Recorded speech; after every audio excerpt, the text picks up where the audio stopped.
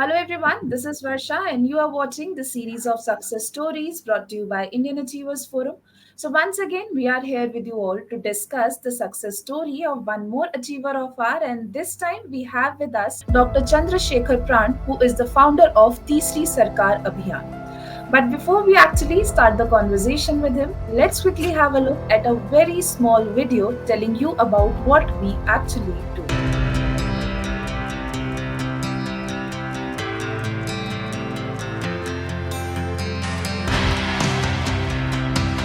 Indian Achievers Forum is driven by a full-fledged advisory board. The board consists of experienced personalities who have excelled in their respective careers. Together, the forum organizes conferences, events, workshops, exhibitions, trade shows, and B2B initiatives in India as well as abroad. Where there is passion, there is achievement. And where there is achievement, there is Indian Achievers Forum.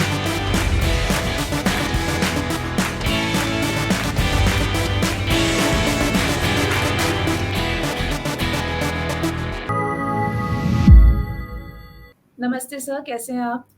बस बढ़िया है। नमस्कार Varsha ji. Okay sir, right sir. So जैसे हमारा session start करने से पहले मैं सबसे पहले तो जानना चाहूंगी आप अपने प्रोफेशन के बारे में और अपने बारे में हमें कुछ बताएं प्लीज। आ, वास्तव में मेरा जो प्रोफेशन है वो एक सामाजिक कार्य का है, सामाजिक मूवमेंट का है, सोशल मूवमेंट का।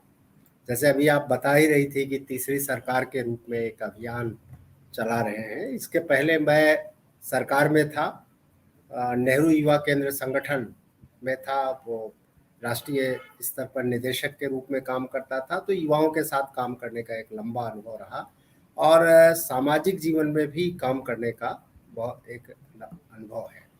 अभी मैं वहाँ से एक तरह से बीआरएस लेकर, जिसको वॉलंटरी रिटायरमेंट कहते हैं, वो ले करके फिर इस काम में लगा।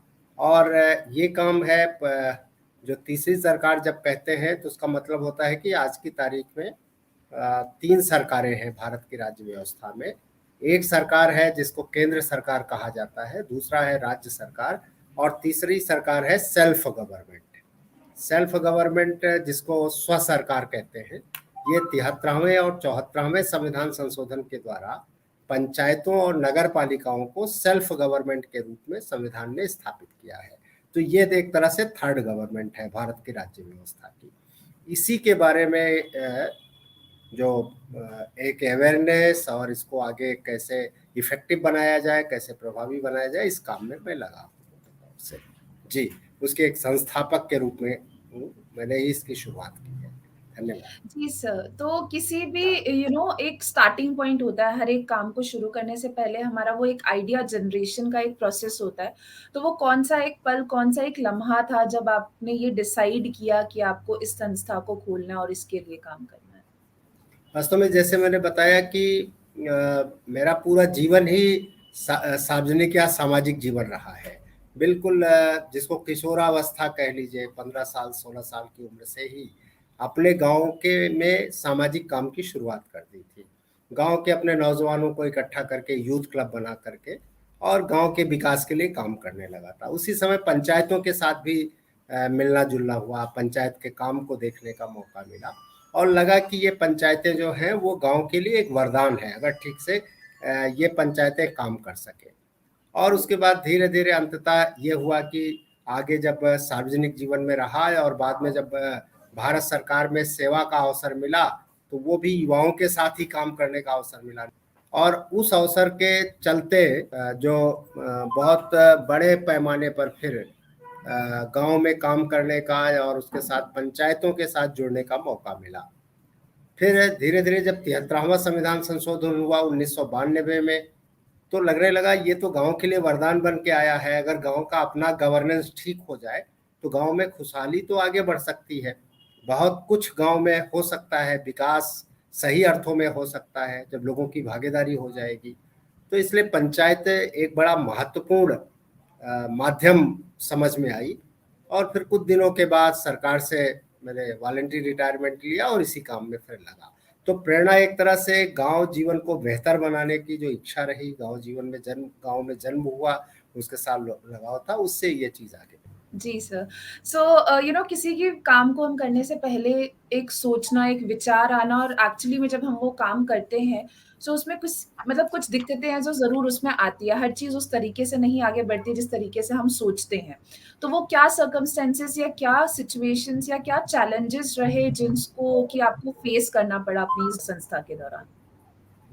वास्तव में चैलेंजेस तो अपने आप से शुरू होते हैं ना। सबसे पहले जब आप किसी काम में आते हो तो चैलेंजेस अपने आप से शुरू होते हैं। अपने आप को उसके लिए तैयार करना पड़ता है, जो आपकी परिस्थितियां होती हैं, जो आपका मानसिक ढांचा होता है उसके साथ।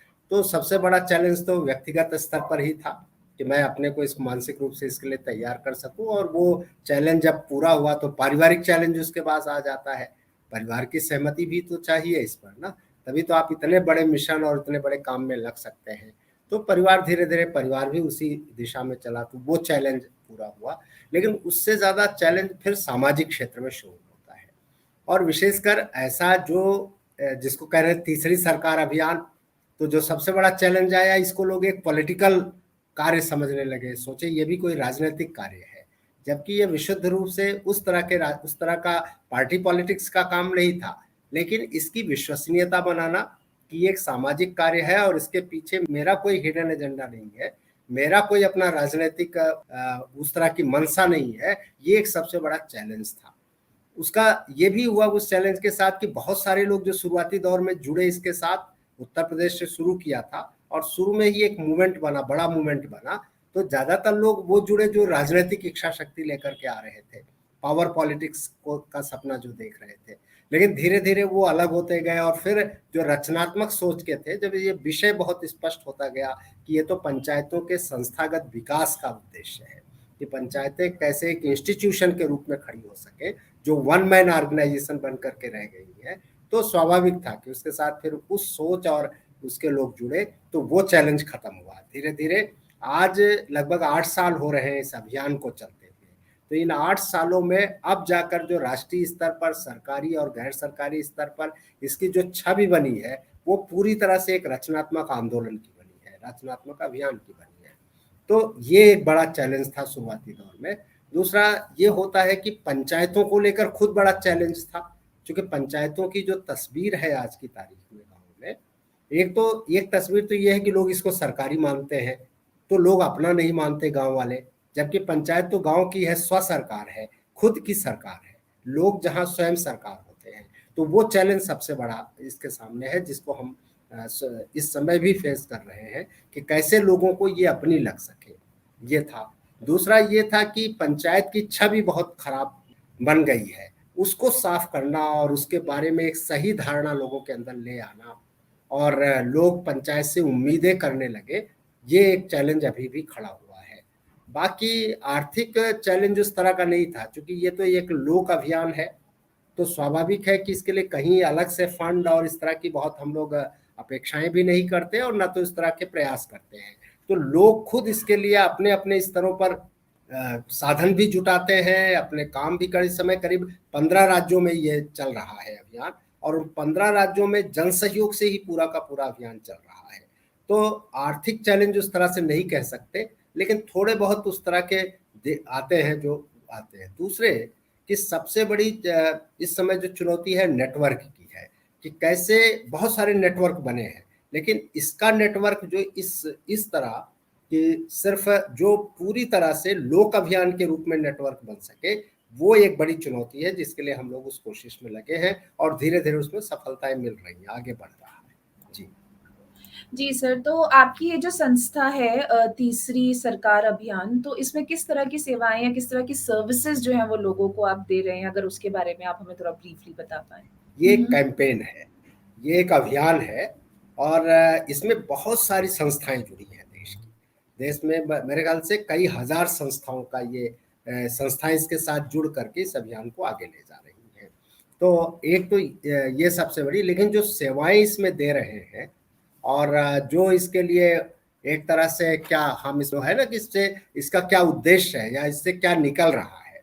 तो जैसा कि मैंने शुरू में बताया कि इसका मुख्य उद्देश्य जो है वो पंचायतों का संस्थागत विकास है, और नगर पालिकाओं का भी, संस्थागत उनको, और वो तो एक संस्थाएं बन चुकी हैं लेकिन वो ज्यादा इफेक्टिव होकर के काम कर सके, ये एक दूसरा बड़ा मुद्दा है उसके साथ। लेकिन इसके साथ जो है कि इसे कैसे इंस्टीट्यूशन के रूप में खड़ा किया जा सके, क्योंकि मैंने कहा कि वन मैन ऑर्गेनाइजेशन होकर के पंचायतें रह गई हैं, तो उनको कैसे एक इंस्टीट्यूशन के रूप में खड़ा, अर्थात जो सारे सदस्य उसमें कैसे एक्टिव हो सके। एक 3 संस्थाएं हैं, एक ग्राम सभा है जिसमें सारे गांव के मतदाता शामिल होते हैं और निर्णय का अधिकार उसके पास होता है उस तीसरी सरकार का। दूसरा फिर ग्राम पंचायत है। ग्राम पंचायत एक तरह का मंत्रिमंडल है इस गांव सरकार का, और उस मंत्रिमंडल के बहुत मतलब 9 से लेकर के 15-17 तक उसके सदस्य होते हैं। वो कैसे एक इंस्टीट्यूशन के रूप में काम कर सके, एक टीम के रूप में काम कर सके, ये इसका कोशिश है। इसके साथ ये कोशिश निकल करके कोशिश करने की है कि ये चीज इससे निकले। और बहुत सारी कमेटियां होती हैं अलग अलग विषय, जो 29 सब्जेक्ट दिए गए हैं पंचायतों को, वो 29 सब्जेक्ट के लिए उनके इम्प्लीमेंटेशन के लिए अलग अलग कमेटियां बनी हुई है। तो वो कमेटियां कैसे इफेक्टिव रूप में काम कर सके, ये इसका संस्थागत विकास हुआ।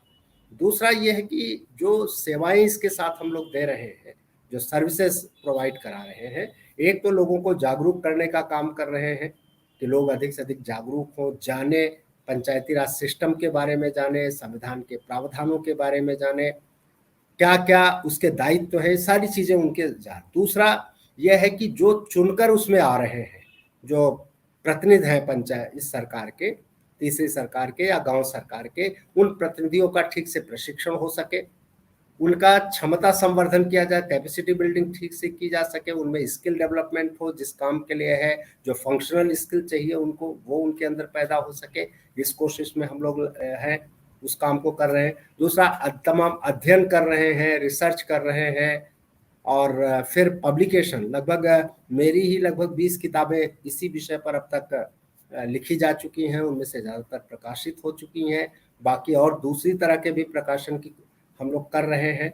और जो सबसे बड़ा काम है इस सब के साथ, ये तो एक वो है जो नीचे के स्तर का, ऊपर के स्तर पर जो काम है वो एडवोकेसी का है कि जो 29 सब्जेक्ट पंचायतों को मिले हैं, उसके लिए संविधान में जो कहा गया है कि उसे सेल्फ गवर्नमेंट के रूप में स्थापित करने के लिए राज्य का विधानमंडल उन्हें वो सारे अधिकार और दायित्व सौंपेगा। वो उसमें बड़ी अभी विषमताएं हैं, बहुत ज्यादा विसंगतियां हैं, अलग अलग राज्यों की अलग अलग स्थितियां हैं, क्योंकि ये राज्य के विधानमंडल को सौंपना था।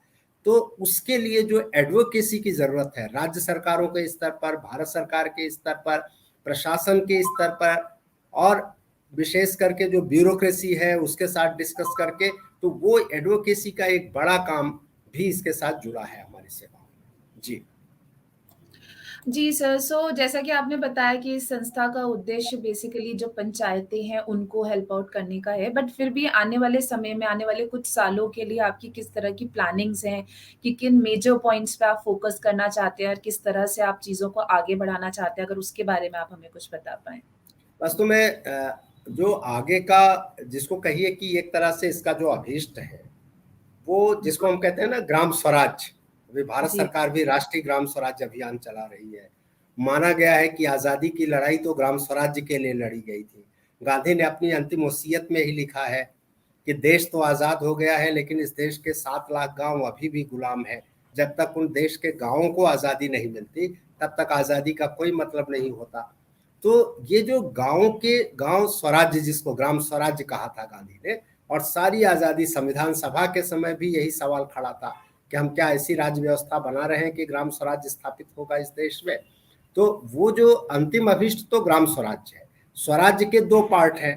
एक पार्ट है उसके स्वराज्य का, अर्थात निर्णय लेने का अधिकार, गांव अपने बारे में निर्णय ले सके और जो निर्णय ले उसको कर सके गांव, और इसके लायक बने कि ठीक से वो विचार कर सके और निर्णय ले। तो एक तो योजना ये है कि गांव को इस लायक बनाया जा सके, उसके लिए शिक्षण और प्रशिक्षण के कार्यक्रम चला सकें, ये अगली। दूसरा खुशहाली की बात है।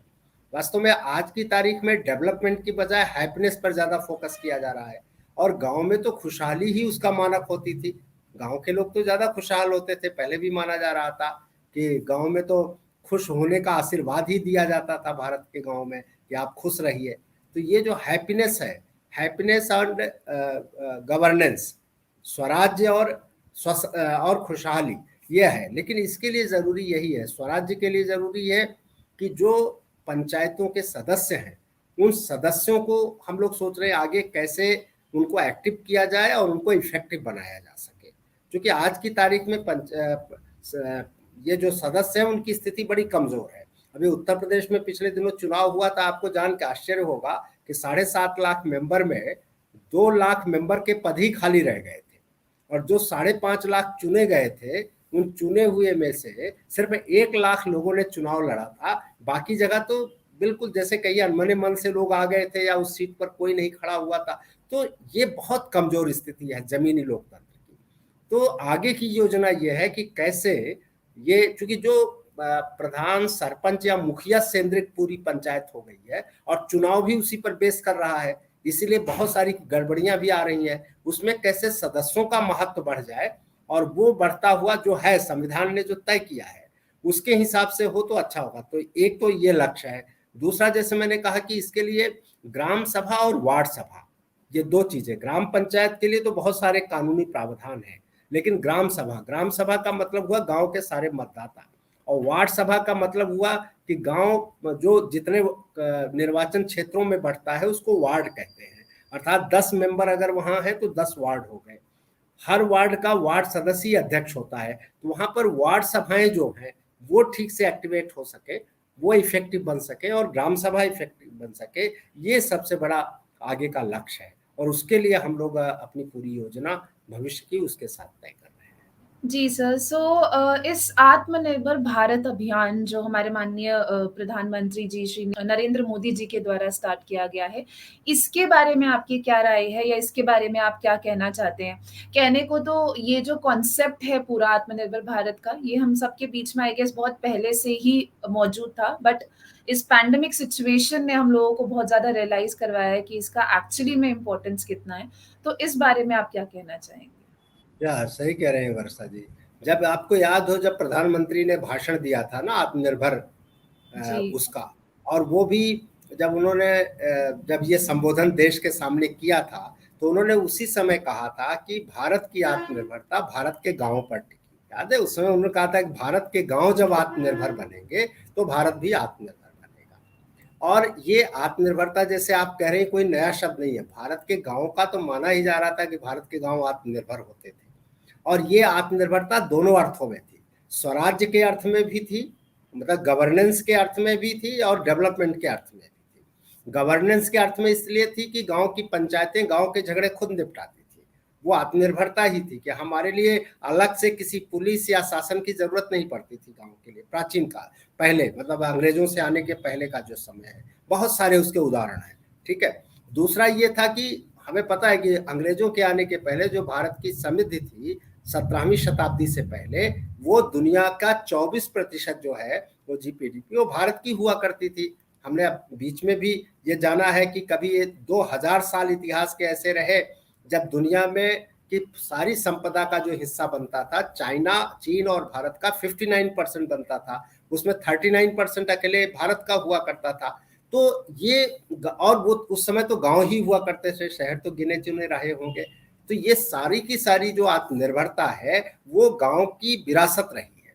इसीलिए हम लोगों ने, जब कोरोना आया था उस समय भी तीसरी सरकार अभियान ने लगभग 10 राज्यों में इसी बात को लेकर के कि आत्मनिर्भरता की जो आप बात की जाए उसमें पंचायतें कैसी भूमिका निभा सकती हैं और गांव की आत्मनिर्भरता का स्वरूप क्या बनेगा, इस पर बहुत 10 राज्यों में काफी हम लोग, उस समय तो ऑनलाइन चर्चा ही हो सकती थी, तो बहुत सारी चर्चाएं, और जो लोग लौट रहे थे वो कैसे आत्मनिर्भरता के वाहक बन सकते हैं, उस सब के लिए जमीनी स्तर पे भी बहुत सारे प्रयास किए गए थे। तो स्वाभाविक है आज जब हम ये कह रहे हैं कि हम ग्राम स्वराज्य की ओर के लिए कोशिश कर रहे हैं, गांव की पंचायतों का गवर्नेंस ठीक हो, जिससे जो भी स्कीमें आ रही ऊपर से, या गांव का जो अब प्लान खुद पंचायतें बनाएंगी, जो 14वें और 15वें वित्त आयोग के साथ ये आ चुका है और उसके लिए एक निश्चित धनराशि आ रही है, बजट आ रहा है, तो उस सब के लिए वही आत्मनिर्भरता का आधार बनेगा। और हम सारे लोग उसी पर काम कर रहे हैं, उसी के लिए लोगों को प्रशिक्षित कर रहे हैं,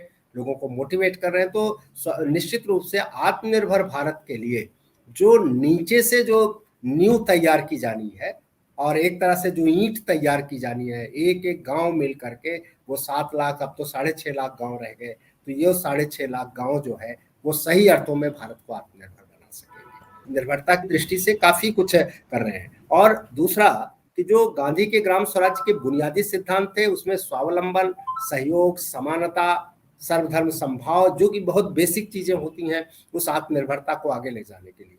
और एक तरह से नई तालीम की बात उसमें की गई है। नई तालीम का मतलब वो है जहां स्किल पर आधारित पूरी की पूरी एजुकेशन होगी। जो गांधी की नई तालीम थी वो उसी रास्ते की ओर ले जाती, जिस पर नई शिक्षा नीति भी इस समय जोर दे रही है।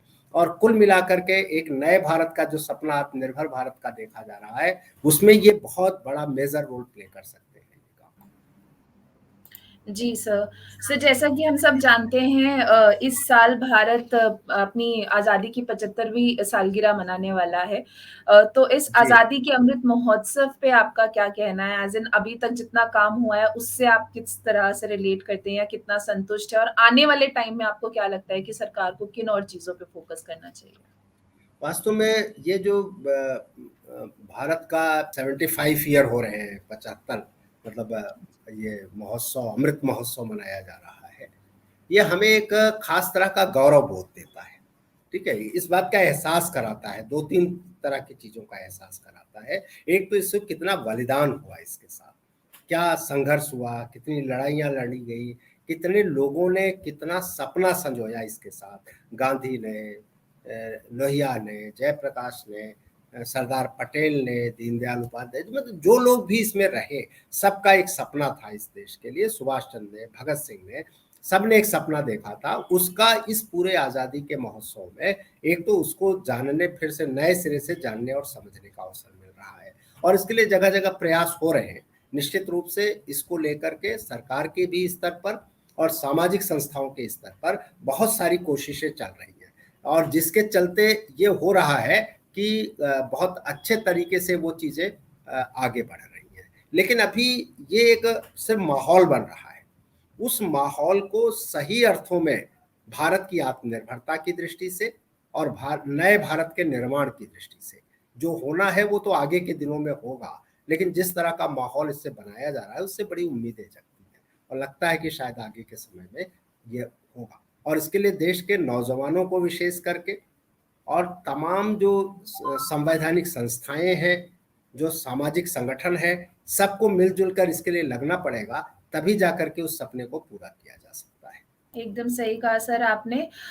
सुनाओ सर, ये जो क्वेश्चन है ये लिटरली मुझे बहुत अच्छा लगता है हमारे अवॉर्डीज के सामने रखने का और उनकी फीलिंग्स के बारे में जान पाने का। सो मैं आपसे भी ये जानना चाहूंगी कि ये जो इंडियन अचीवर्स अवार्ड आपको मिला है इसके बारे में आप क्या कहना चाहेंगे? लाइक किस तरह के रिएक्शंस थे, किस तरह की फीलिंग्स थी जब आपको ये खबर मिली कि आप एज एन अवॉर्डी इसके लिए चूज किए गए? या वास्तव में मुझे याद है कि पिछले 2-3 सालों से बराबर मुझे मैसेजेस आप लोगों की तरफ से आते थे कि आप इसको भरिए और आप इसके, तो मैं बराबर, चूंकि किसी पुरस्कार या उसके लिए तो सामान्यतः हम लोग काम नहीं करते ना, काम तो अपने काम के लिए कर रहे हैं, अभिष्ट तो वही है। तो बहुत बार, लेकिन मुझे याद है कि आप लोगों ने जिस तरह इसका फॉलो अप करते रहे, मतलब जिन लोगों को इसके कहीं भी इसके लायक समझते थे या जिनको आपको संभावनाएं नजर आती थी, मैं देख रहा था आपके यहाँ से बराबर फॉलो अप हो रहा था। हर तीसरे चौथे महीने कोई ना कोई मेल या कोई ना कोई संदेश मेरे पास आ जाता था। मैं कई बार, और लोग फोन भी 1-2 बार किए, तो मैं, लेकिन अंत में मुझे जैसे कहिए कि मैं फिर देखता था कि वास्तव में ये है क्या। तो देख के लगा कि देश के बहुत सारे जो प्रमुख लोग हैं और जिन्होंने बड़ी बड़ी उपलब्धियां हासिल की हैं और उससे जो प्रोत्साहित हुए हैं, उन सब ने इसको स्वीकार किया है। और ये है अपने आप में लोगों को आगे ले जाने का, उन्हें एक अवसर देने का, एक प्लेटफॉर्म देने का बड़ा माध्यम है। इस नाते फिर अंततः मैंने भरा और मैंने देखा कि उसके बाद मुझे उसके लिए आप लोगों ने उसके काबिल समझा, तो प्रसन्नता होना स्वाभाविक है और एक गौरवबोध भी हुआ कि चलिए उस श्रेणी में मैं भी हूँ। और विशेष करके इस समय जो मैं काम कर रहा हूँ उस काम को वो मान्यता मिल रही है, और ये मान करके कि इस काम के साथ जो मान्यता मिलेगी वो सबसे महत्वपूर्ण होगी, और उससे इस काम को एक नई गति मिलेगी, और ये गति जो होगी वो महत्वपूर्ण होगी। ये मान करके मैं विशेष रूप से चल रहा था कि ये एक महत्वपूर्ण चीज बनेगी। और इसी अर्थ में ये चीज़ मेरे लिए महत्वपूर्ण रही। और स्वाभाविक है, इससे एक गौरव बोध, एक प्रसन्नता का अनुभव और एक प्रेरणा भी मिलती है ना आगे उस काम को और आगे ले जाने का। दूसरे अवसर मिलते हैं बहुत सारे ना, कि अब इसके साथ तो बहुत सारे अवसर मिलेंगे, लोगों से मिलने जुलने का, संपर्क का क्षेत्र व्यापक होगा, ये विषय लोगों तक जाएगा। यही है कि लोगों तक जाए और सही रूप में जाए, जो नहीं जा रहा है। तो स्वाभाविक है कि मेरे लिए तो एक बड़ा सुखद संजोग मान रहे हैं इसे। बिल्कुल सर। सो नाउ दो जो आपने ये कैंपेन अपना स्टार्ट किया है वो खुद ही एक सामाजिक कार्य के रूप में ऑब्वियसली आपने स्टार्ट किया है, बट इसके अलावा भी क्या कुछ ऐसे सर्विसेज हैं जिसमें आप इन्वॉल्व्ड हैं जो सामाजिक कार्य के तौर पे आप कर रहे हो या कार्यकर्ता कर रहे हो? वास्तव में जैसे मैंने कहा कि इसके पहले तो मैं सरकार में ही था, लंबे समय 25 साल सरकार में रहा और वहाँ नौजवानों के साथ विशेष रूप से काम करने का मौका मिला। उनकी लीडरशिप डेवलपमेंट का काम नौजवानों के बहुत बड़े पैमाने पर, और आज की तारीख में लाखों नौजवानों को शायद मतलब प्रशिक्षित करने का मौका मिला है देश में, पूरे देश में, और उनको एक तरह से प्रेरित करने का भी मिला है। अभी भी कहीं भी किसी भी देश के किसी भी छोर में जाता हूँ, कहीं से संपर्क होता है तो सैकड़ों नौजवान मिल जाते हैं और वो लगते हैं सर मैंने तो आपको उस समय किसी माध्यम से सुना या पढ़ा या जाना। तो ये जो है, और उनके साथ आज भी जुड़ाव बना है, विशेष करके नौजवानों के साथ, और ये इस काम को भी उनके साथ जोड़ने की कोशिश करता हूँ। एक तो ये है मोटे तौर से। दूसरा, लेखन का कार्य तो निरंतर चल ही रहा है। बाकी समाज के क्षेत्र में जो दूसरे तरह के प्रयास हैं जो भी हो रहे हैं, चाहे पानी को लेकर के हो, स्वास्थ्य को लेकर के हो, जैविक खेती को लेकर के हो, उन सारी चीज़ों में जो मेरा योगदान हो सकता है, या मेरे संपर्कों का, मेरे अपने नेटवर्क का, या जो थोड़ी बहुत समझ है उसका जो भी उपयोग हो सकता है, उसमें पूरी तरह से मैं करता हूँ। और मुख्य रूप से मेरा पूरा का पूरा समय इस समय जो है वो सामाजिक कार्यों में ही जाता है। जी सर। सो आखिरी में ऐसा क्या वो मैसेज होगा या मंत्रा होगा जो आप हमारे देश के नौजवानों को देना चाहेंगे उनके करियर में फॉलो करने के लिए या एक सक्सेसफुल लीडर बनने के लिए? वास्तव में उनको दो तरह के संदेश देना चाहेंगे देश के नौजवानों को, वो, और दोनों वर्ग, स्त्री और पुरुष दोनों के लिए जो संदेश है वो ये है कि अब वो किसी गुलाम देश के वासी नहीं है, वो एक स्वतंत्र देश के वासी हैं। और जब आज़ादी का अमृत महोत्सव मना जा रहा हो तो ये संदेश बड़ा मायने रखता है। और ये सबसे अच्छी बात हुई कि जब देश आज़ाद हुआ और संविधान बना, तो संविधान जिस दिन लागू हुआ या जिस दिन बन के तैयार हुआ, हम उसे 26 नवंबर 1949 को कहते हैं ना, और 26 जनवरी 1950 को लागू हुआ मोटे तौर से। लेकिन कुछ चीज़ें उसी समय लागू कर दी गई थी 26 नवंबर 1949 को। तो जो नागरिकता है वो उसी दिन लागू कर दी गई थी इस देश में। अर्थात हर व्यक्ति जिसने यहाँ जन्म लिया था या जो कुछ समय से यहाँ रह रहा था, वो भारत का नागरिक हो गया था। तो आप इस साल जो ये नागरिकता हमको मिली या अब मिलती है, जो नए नौजवान आते हैं जिनको नागरिकता जन्म से प्राप्त होती है, वो हमारे लिए बहुत महत्वपूर्ण है। और भारत एक राष्ट्र हो गया है, तो इस राष्ट्र में नागरिक का दायित्व भी है और नागरिक का अधिकार भी है।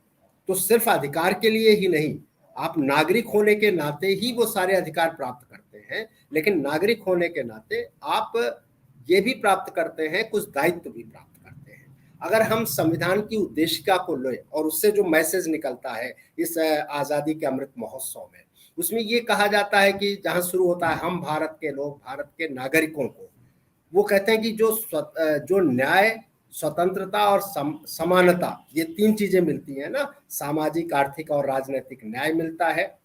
दूसरे, पूजा की, कहीं भी निवास करने की, उपासना की जो आपको अभिव्यक्ति की जो स्वतंत्रता मिलती है, अवसर और प्रतिष्ठा की जो समानता मिलती है भारत के नागरिकों को, कहते हैं इस बात के लिए मिलती है कि वो भारत का नागरिक आगे करेगा क्या, उसका दायित्व क्या बनेगा। संविधान की उसी उद्देशिका में कहा गया है कि वो इसलिए है कि वो देश की एकता और अखंडता को तथा व्यक्ति की गरिमा को जो सुरक्षित कर सकती है, ऐसी बंधुता का अपने अंदर विकास करेगा।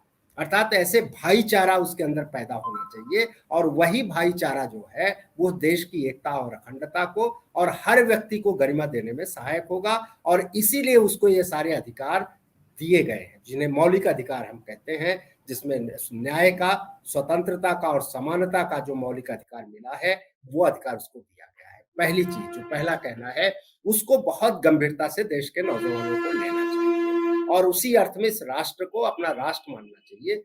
और दूसरा ये कि आपको जो 73वें और 74वें संविधान संशोधन से जो एक नई जिम्मेदारी मिली, क्योंकि नागरिक जो होता है, ये नागरिक शब्द जो आया था ईसा से 450 वर्ष आया था, जब यूनान के नगर राज्य थे, और उनको नागरिक कहा जाता था जो मोटे तौर से शासन सत्ता के संचालन में या सरकार के संचालन में हिस्सेदार बनते थे। अर्थात नागरिक को दो रोल प्ले करना होता है, एक तो सरकार बनाने का लोकतांत्रिक व्यवस्था में, और दूसरा सरकार चलाने का। ये दोनों चीजें नागरिक के हिस्से में आती हैं। और पंचायतों और नगर पालिकाओं में, बाकी दोनों में, विधानसभा के या राज्य सरकार और केंद्र सरकार में तो सरकार चलाने में बड़ी भूमिका नहीं होती, 5 साल में एक बार सरकार चला देने की ही बना देने की ही भूमिका होती है। लेकिन इन जो जिसको हम लोकल गवर्नमेंट कहते हैं, सेल्फ गवर्नमेंट कहते हैं, उस सेल्फ गवर्नमेंट में सरकार बनाने और सरकार चलाने दोनों का अधिकार मिलता है, दोनों की जिम्मेदारी मिलती है, दोनों की भूमिकाएं मिलती है। इसलिए उसके प्रति नौजवानों को विशेष रूप से जागरूक होना पड़ेगा और विशेष अपनी भागीदारी तय करनी पड़ेगी। महिलाओं को तो 50%, उसमें देश के 20 राज्यों में 50% आरक्षण मिल गया है, तो उस आरक्षण के चलते उनकी भूमिका और बढ़ जाती है। तो सभी की ये भूमिका है एक नए भारत को खड़ा करने में, और एक नए देश के नए विकास में उनकी एक सक्रिय भूमिका तभी हो सकती है जब उसके गवर्नेंस में भी वो हिस्सेदार बनेंगे, और ये पंचायत और नगर पालिकाएं उसके करती हैं। तो ये मेरा बहुत सीधा दो संदेश है देश के नौजवानों के लिए। जी सर, और ये आपकी बातें और आपके संदेश आई एम श्योर कि लोगों को बहुत हेल्प आउट करेंगे उनके ग्रोथ के लिए। So thank you so very much आज अपना टाइम हमें देने के लिए, और आने वाले समय के लिए आपको हमारी तरफ से बहुत-बहुत शुभकामनाएँ सर। थैंक धन्यवाद। यू।